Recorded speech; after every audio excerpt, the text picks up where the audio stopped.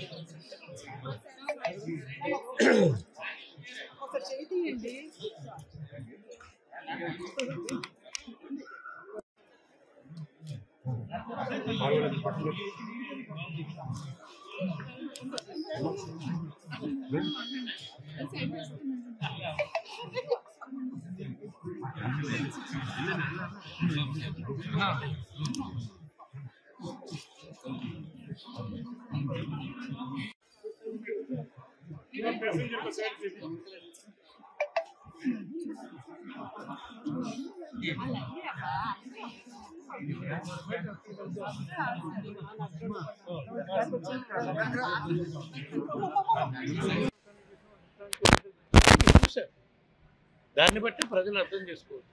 ఎవరిని ప్రభావితం చేసే విధంగా నేషనల్ వ్యాప్తంగా, దేశవ్యాప్తంగా ఎగ్జిట్ పోల్స్ ఉన్నాయని పూర్తిగా అర్థమవుతుంది. అందువల్ల ఇవన్నీ పట్టుకోవాల్సిన పని లేదు. తప్పకుండా 36 గంటల్లో ప్రజల తీర్పు మనకు తెలియకపోతుంది. తప్పకుండా అందరూ వేసుకుందాం. కౌంటింగ్ ప్రక్రియలో అందరూ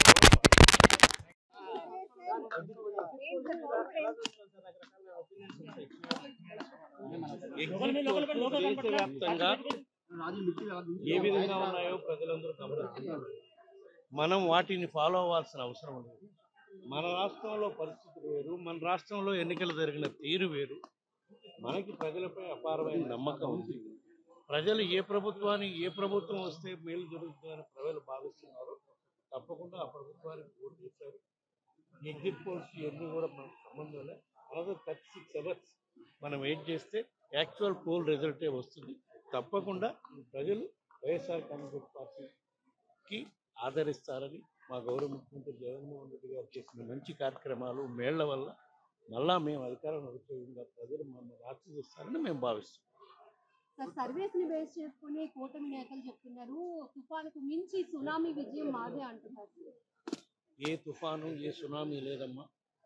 ప్రజలు చాలా కూల్గా ఓట్లేసిన పరిస్థితులు మన రాష్ట్రంలో గమనించారు.